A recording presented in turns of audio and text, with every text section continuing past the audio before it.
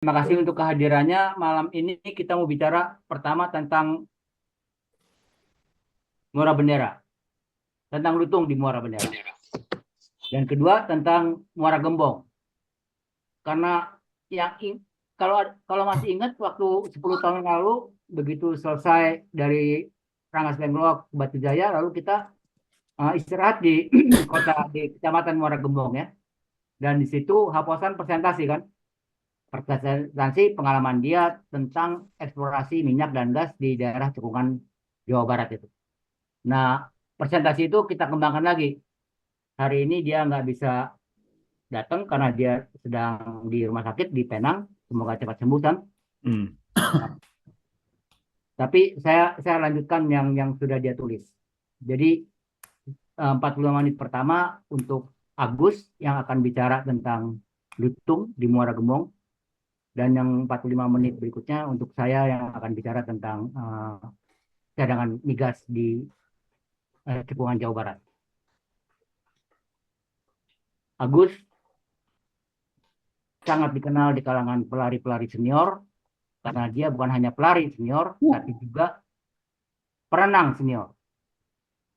Dia sudah memenangkan banyak sekali medali dan piagam penghargaan dari lomba-lomba renang di atas usia 40-50-an tahun.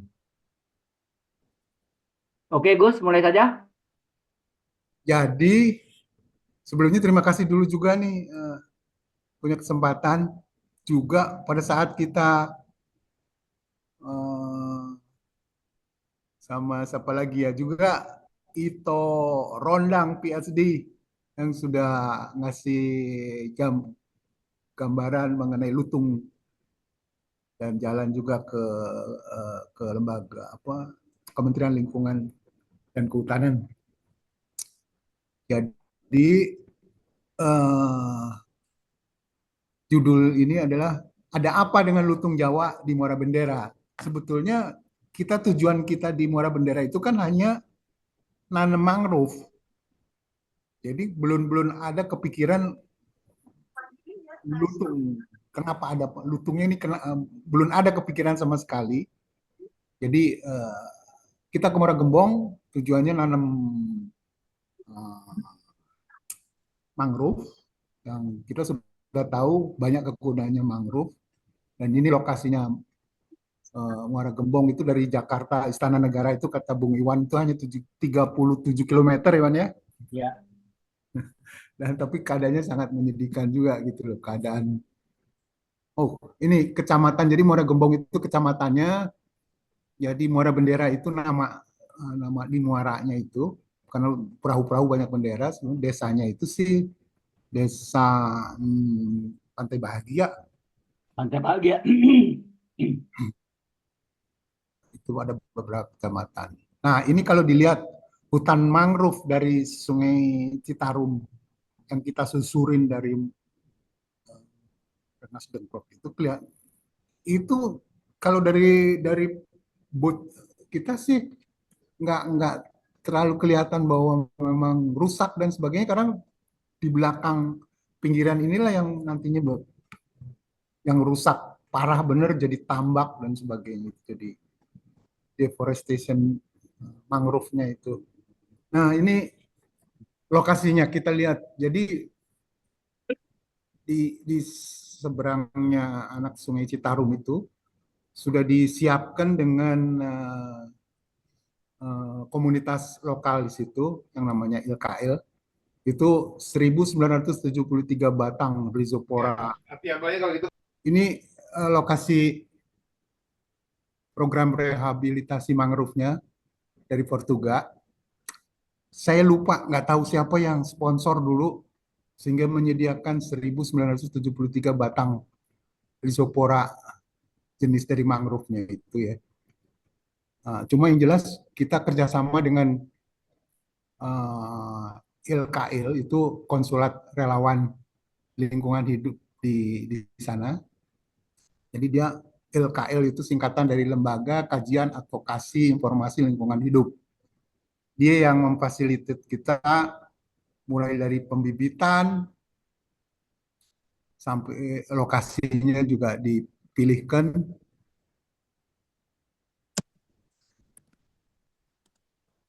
Ini katanya memang jenis mangrove yang cocok untuk di daerah Muara Bendera. Nah, ini denahnya kalau mau pergi ke sana, yang merah ini tempat Portugal nginep dulu dekat kecamatan. Terus kalau lokasinya itu kan kita nyusur sungai lagi ke utara.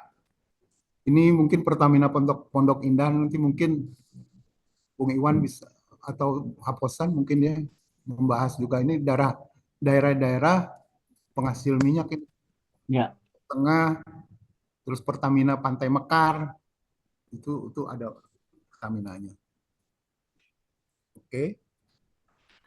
Jadi waktu itu kita menyusuri sungai dengan 2 perahu karet, lalu tim Portugal yang lain naik ke jalan darat, terus nginep di sana ke Batu Jaya dan terus ke uh, Muara Bendera. Kita udah tahu sebetulnya fungsi-fungsi dari mangrove itu kan dia bisa up, jadi dia bisa menahan gelombang arus laut, meningkatkan kualitas air karena dia bisa menyaring air laut atau sungai sehingga limbah polutannya itu bisa ke saring gitu ya.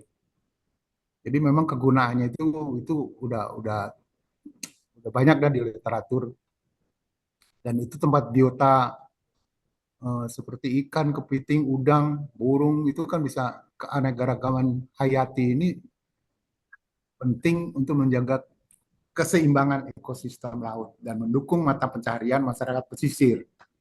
Karena nanti kita akan lihat bahwa buah mangrove itu juga bisa buat dijadikan sirup ataupun jadi dodol.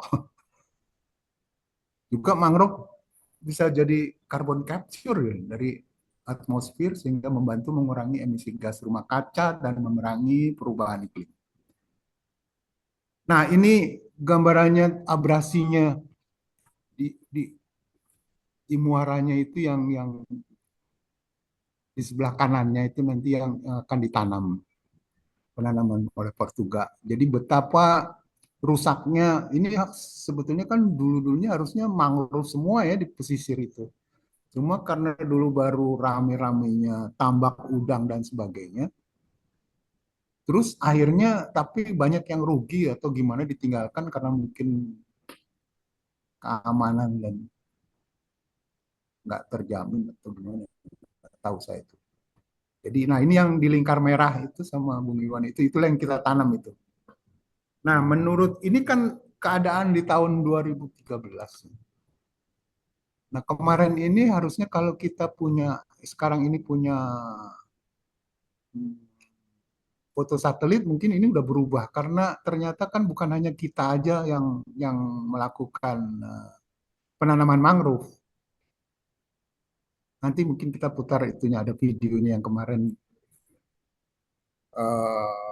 Jasmine sama Bung Iwan pergi ke sana tuh baru minggu lalu lah kan tanggal 15 September. Nah, ini eh, Jusman sebelah kirinya itu representatif dari kedutaan Jepang gitu. Mereka ikut nanam itu yang kita tanam semua. Hanya sayangnya menurut beritanya ini tersapu ombak. Banyak yang tersapu ombak, jadi kurang berhasil waktu itu. Karena memang 1973 bibit itu sebetulnya kurang banyak ya. Dan dulu kalau nggak salah sebetulnya Jusman itu waktu diwawancara sudah bilang bahwa ini akan terus kita laksanakan dan akan bertambah lagi lebih banyak gitu yang mau ditanam. Cuma ini almarhumah Ati sama sebelahnya itu Jusman Spos itu ya kayaknya ya. Jadi ikut nanam. Jadi memang harus dikasih pijakan supaya nggak kejeblos. Kalau nggak seperti begini, nah ini Jusman sebelahnya yang dari kedutaan Jepang, lalu istrinya Jusman. Nah ini kita wawancara dengan Farhan Hilmi, Helmi. Farhan Farhan Helmi, Helmi. dia dulu ketua dari Dewan Climate Change di Indonesia. Ini selesai wawancara, ini ada Hilal, Bung Iwan, Bung Jusman yang dari Jepang. Nah itu si Farhan Helmi, terus sebelah kanan tuh Kang Aam kayaknya ya. Nah ini kalau kalau nggak pakai pijakan yang jeblos itu kayak anak-anak mereka seneng aja ngebantuin nanam-nanam eh, mangrove. Itu yang di tengah itu yang pakai topi, pegang bendera Portugal, Sabta kayaknya ya. Ini bannernya Portugal dibawa di display mulai dari mata air Cisanti, mata airnya hulunya Citarum dibawa-bawa. Ini Bung Kris Tanto, ini cerita apa saya udah lupa. Mungkin dia cerita ini juga coral implant apa gimana karena sebetulnya nanam mangrove ini kita nggak hanya di Muara Bendera tapi di Pulau Pramuka juga nanam mangrove sama coral implant kan. Ya. Setelah seminggu dari sini kita terus ke Pulau Seribu. Ada jargonnya ekspedisi Portugal itu adalah rekam fakta, cari solusi. Jadi kita itu waktu itu nggak ada kepikiran lutung dan sebagainya mengenai belum ada ragam hayati di situ tuh taunya pokoknya tujuannya lewat situ tanam mangrove terus nanti kita terus lanjutin ke Pulau Seribu. Ya. Jadi nah ada indikatornya ini si lutung Jawa yang dibunuh ditembak apa gimana itu ya kepalanya berdarah.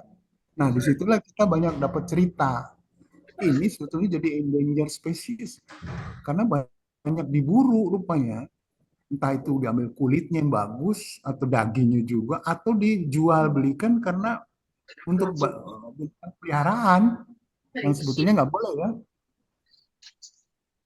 Jadi ini jenisnya lutung Jawa itu beda dengan mereka hidup itu lebih banyak di pohon-pohon di atas pohon mangrove.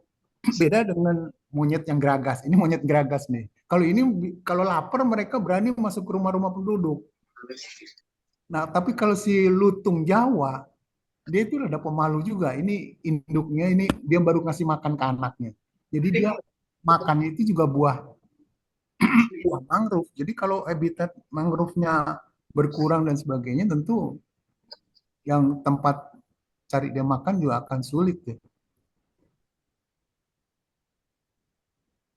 Ini adalah yang merah muda itu bunganya, lalu yang bawahnya itu buahnya, buah mangrove.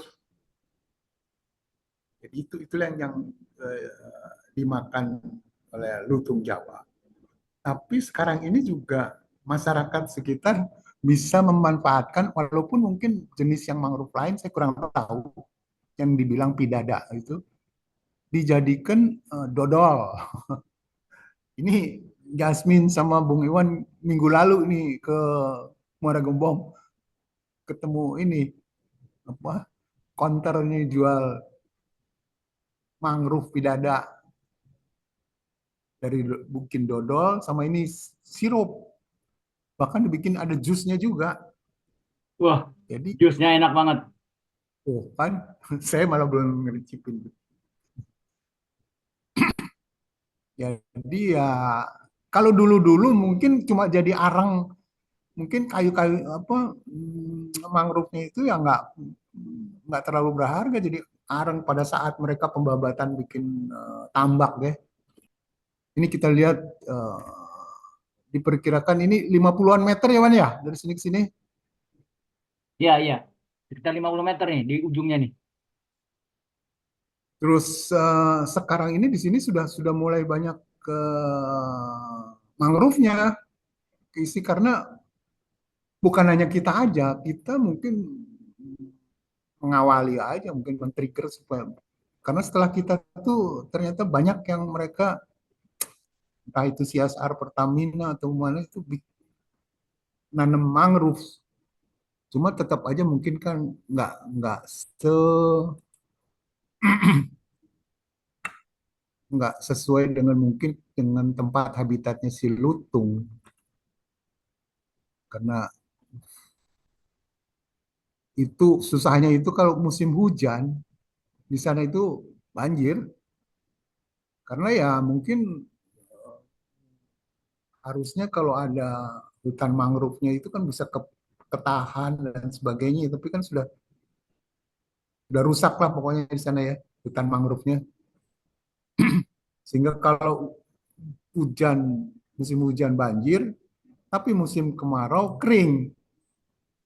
Nah ini di musim kemarau, jadi dia susah, air minumnya si lutung Jawa ini di 2019 dua ekor lutung Jawa di lokasi hutan mangrove Muara Bendera, Desa Pantai Bahagia, Muara Gembong, Kabupaten Bekasi, Jawa Barat, mati karena kurang mengkonsumsi air selama kemarau. Di sini hanya dibilang tinggal 40 lebih lutung Jawa yang ada di Muara Bendera. Sayangnya waktu kemarin hari eh, itu Kementerian Lingkungan Hidup dan Kehutanan di JCC 11 Agustus, saya ikut ininya di JCC, saya tanyakan mereka nggak tahu perkembangannya sekarang tinggal berapa gitu, masih belum tahu. Walaupun programnya ada dari kementerian untuk di daerah Muara Gembong. Jadi ini ya, jadi jadi kemarin itu 11 Agustus itu Kementerian Lingkungan Hidup dan Kehutanan itu bikin acara like tuh. Jadi singkatan dari lingkungan, iklim, kehutanan, dan energi. Ini waktu 3 Februari 24 kita ke Muara Gembong setelah 11 tahun nggak ke sana ya, dari 2013. Jadi memang ada programnya dari Kementerian Lingkungan Hidup dan Kehutanan. Itu konservasinya di satwa di Muara Gembong ada, cuma seberapa intens, seberapa efektif dan sebagainya, kayaknya nggak terlalu ini deh. Mungkin mereka lebih ada yang lebih priority mungkin ya, saya kurang tahu. Jadi jadi ini yang ditinggal, tambak-tambak yang ditinggal itu ya kayak begini keadaannya. Jadi mangrove-nya terpisah-pisah,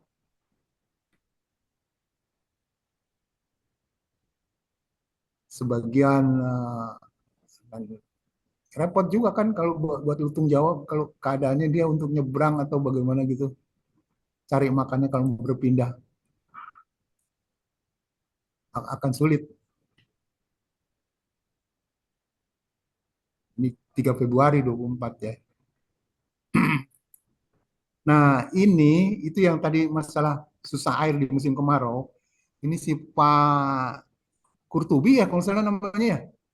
Ya, kepala Aris Desa. Nah, dia itu selalu menyediakan air untuk ke si lutung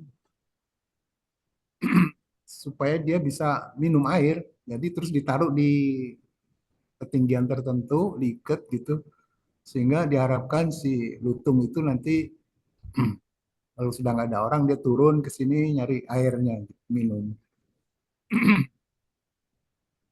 Dapat cerita banyak juga sih dari Pak Kurtubi kan kita, masalah yang 25 kali apa segala macam itu Yasmin Oh iya. ketawa kali dengernya. Jadi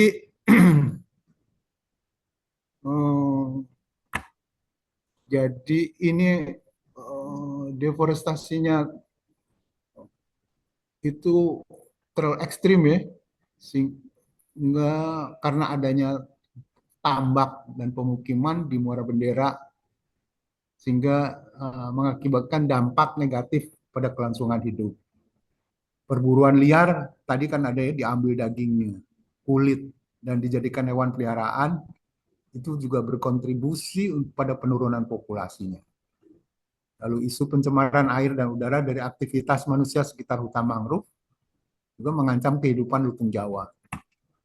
Dan abrasi pantai yang luas tadi seperti gambar yang tadi sebelumnya kita display. Nah ini memang ini aja yang pihak-pihak lain seperti Pertamina dan mana gitu mereka juga nanam mangrove. Ini dari Pertamina yang ini dia.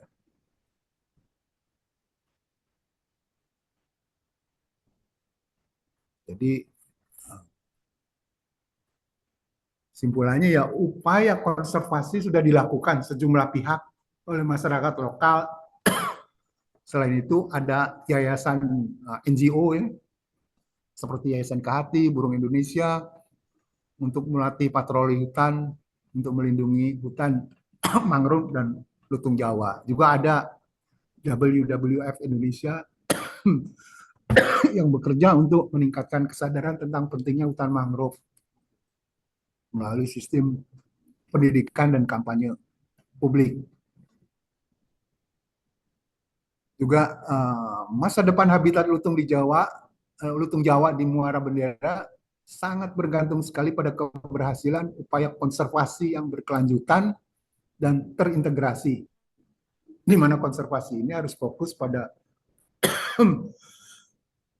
penanggulangan deforestasi, pencegahan perburuan liar, peningkatan kesadaran masyarakat, dan dibantu juga oleh penelitian ilmiah seperti Ito Rondang ini banyak membuat tulisan yang ternyata juga banyak diakui oleh Kementerian Lingkungan Hidup dan Kehutanan itu sebagai referen. Nah, dengan kerjasama dan komitmen dari berbagai pihak, termasuk pemerintah, NGO, masyarakat setempat, CSR dari entities bisnis di region setempat, ya, dan juga komunitas ilmiah. Nah, kalah pentingnya karena itu bisa menyebarkan pengetahuan sehingga kelestarian hutan mangrove dan habitat lutung Jawa di Muara Bendera akan terjamin. Kalau untuk generasi mendatang ya itu tadi, tapi dengan syarat ada kerjasama dan komitmen dari berbagai pihak, termasuk pemerintah ya. Itu aja mungkin ya dari saya. Terima kasih atas kesempatannya. Kok kelamaan ya? Nggak bagus. Oke, mungkin kalau ada yang bertanya atau saran dan sebagainya silakan.